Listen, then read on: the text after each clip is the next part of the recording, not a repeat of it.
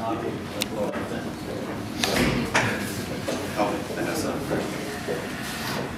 pretty sure I'm the first designer to go today, so you can expect my presentation to be the prettiest. Everyone else, project managers, developers, please take notes.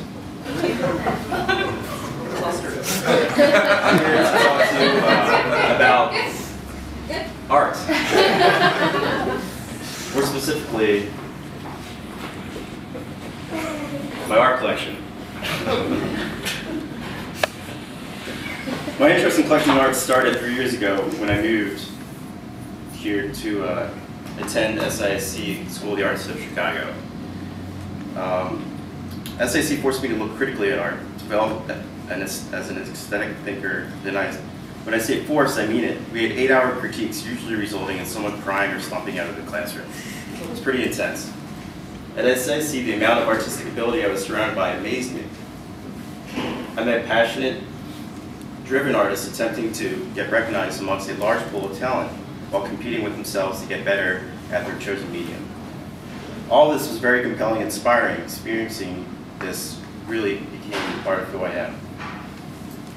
Some of the daily activities at SISC were, as you can see, going to the museum and crazy grounds. This is a typical art student at SISC, also my ex-girlfriend. This is the school. And one of the key words that you would say is juxtaposition. It's a no-no in art school. You don't say that anymore. That's like the key word to say during critique, but it's a cliche now. So just don't say that around me. Here's a Yelp review, just to further show you how cool my school is, how great it was. It has 31 reviews, and it's pretty great.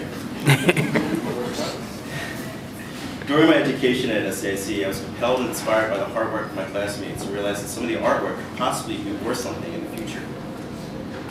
Therefore, I thought if the opportunity arose, I would buy some of my fellow students' work. I have done so. Although it was a small investment, I believe helping someone follow their passion and enjoying their artwork in return is a win-win situation. So, after obtaining an amazing job here at DK with a steady income, I now have a chance to pursue my hobby, while at the same time procrastinating paying back my $50,000 loan. And here's a Yelp review. Someone that had a negative experience at SISC because they were in $100,000 in debt. Yeah. So it goes both ways. During my education at SISC, I was compelled and inspired by hard work of my classmates. I said that already. That's it. Slide 6. So here's some people looking at art, something that we do daily. Another reason I enjoy collecting art is because each piece has the capacity to open up a dialogue about different topics to explore. The artwork that I'm often attracted to draws me in aesthetically, serving as a platform to dive into a deep discussion. I'm drawn to critical conversations surrounding art and aesthetics. It's an exercise in abstract thinking, as well as personal edification. It makes me a better designer and helps me bullshit a little better.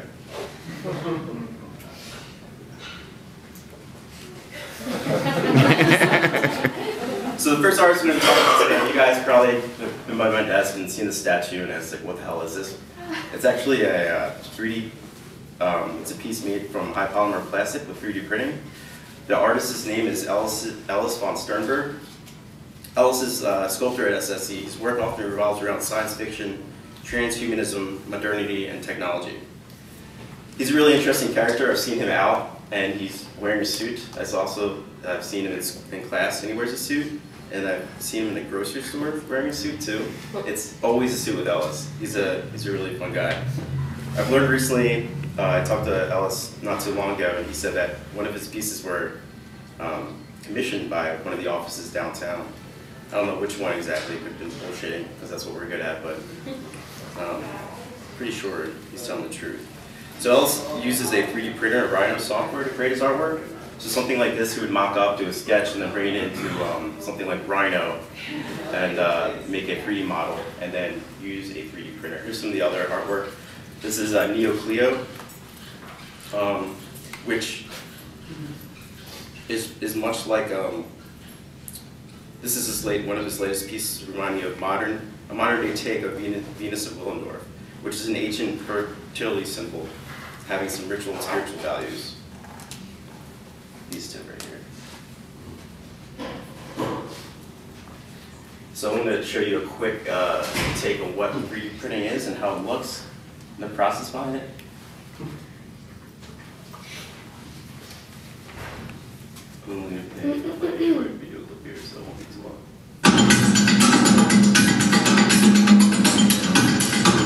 Choose from more than 120 different materials, ranging from opaque shades to full transparency, and from rubber-like flexibility to ABS-grade engineering plastic performance. You can even print different material properties in the same model at the same time to achieve the true look and feel of your final product.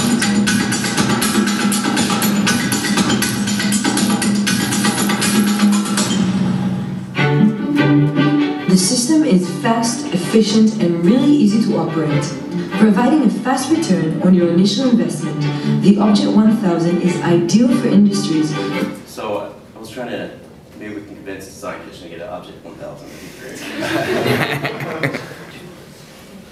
I don't think it would be too expensive. We could do some really cool stuff with it. But Ellis's 3D printer wasn't as high tech as that. It was a much smaller scale.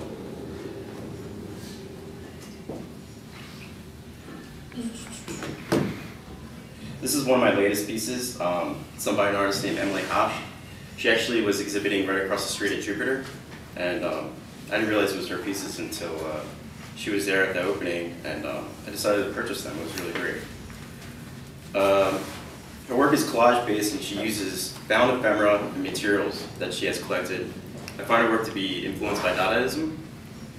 Just a quick look at Dada real quick. I don't want to give a history lesson, but it was an art movement in the European avant-garde in the 20th century, which attempted to turn rules of art upside down. Dada rejected reason and logic, causing nonsense, irrationality, and intuition.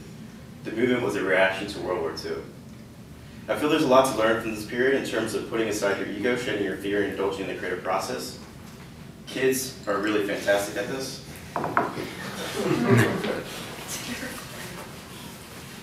I see Emily's work having a painterly quality as well. They have cadence and intense emotive intensity. Her collage leverages design to construct interesting narratives concerning masculinity, human form, rhythm, and memory.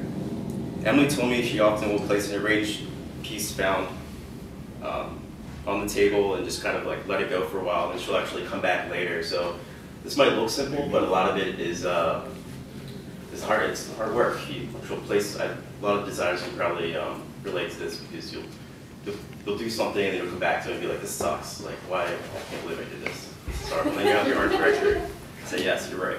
You're right. This does suck. But she's really great at design in general. And they really remind me of abstract expressionism. Robert Motherwell, as you can see, there's some similarities between the two. Robert Motherwell worked in the 1950s as an abstract expressionist, and mainly in paint. But if you get up close and if you see these pieces in the museum, you can really appreciate the work that was put into them and the layers of texture and movement. This is John Morse, who's actually my roommate. So hopefully I can get this piece for free. I don't know, but this is Billy Beer. Now this is all done in a laser cutter, which is really neat. Each one of these pieces are done separately. It's made in Illustrator and then later taken to a laser cutter, and he buys these pieces of plastic, which are really inexpensive. It's amazing how inexpensive they are. So my whole apartment's filled with this shit, like all over. So if you guys want to buy some, just feel free to buy some of this. And, so John Morse is commenting on a potential lighter. This is the lighter side of my collection.